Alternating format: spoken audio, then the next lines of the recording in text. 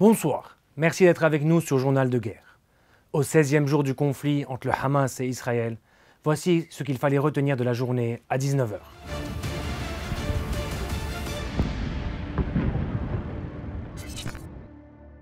Nous commençons avec la situation à la frontière libano-israélienne. Après une nuit de samedi tendue, marquée par des échanges de tirs, les hostilités se sont poursuivies entre le Hezbollah et l'armée israélienne à la frontière toute la journée de dimanche. Le Liban Sud a été témoin de plusieurs séries de tirs de roquettes et d'obus le long de la ligne bleue. Le Hezbollah a indiqué avoir attaqué le site de Rouaïsit el-Alam dans les fermes de Shebaa et les collines de Kfar Shouba dimanche après-midi, avec des missiles et des obus, provoquant la perturbation d'une partie du système de surveillance de l'armée israélienne. Les Israéliens ont par ailleurs annoncé avoir ciblé une cellule tentant de tirer un projectile anti-char. Tout au long de la journée, la formation pro-iranienne a annoncé au compte-gouttes la mort de ses combattants. À 19 h, le nom de 6 personnes avait été communiqué, portant à 25 le nombre de morts du Hezbollah depuis le début des hostilités.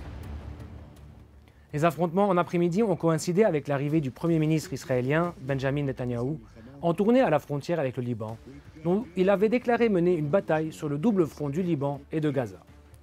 Il a ajouté que si le Hezbollah décide de recourir à l'escalade, il fera face à une guerre plus intense que celle de 2006. Par ailleurs, le ministère de la Défense israélien a annoncé dimanche matin l'évacuation de 14 localités situées proches de la frontière avec le Liban, 60 000 personnes.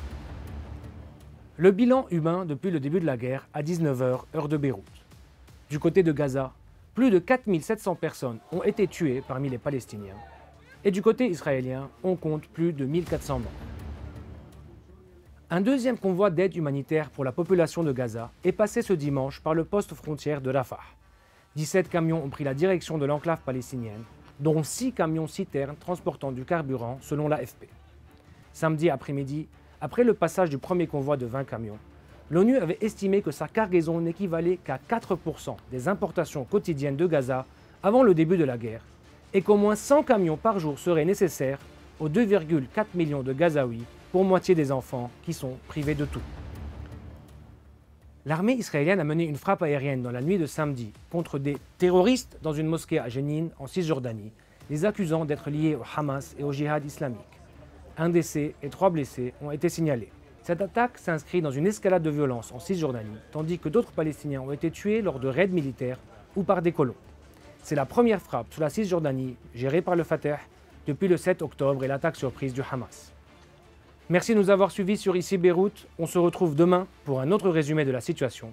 Vous pouvez suivre toute l'actualité concernant cette guerre sur notre site web www.icibeyrouth.com sous la rubrique Guerre Israël-Hamas ainsi que sur nos réseaux sociaux.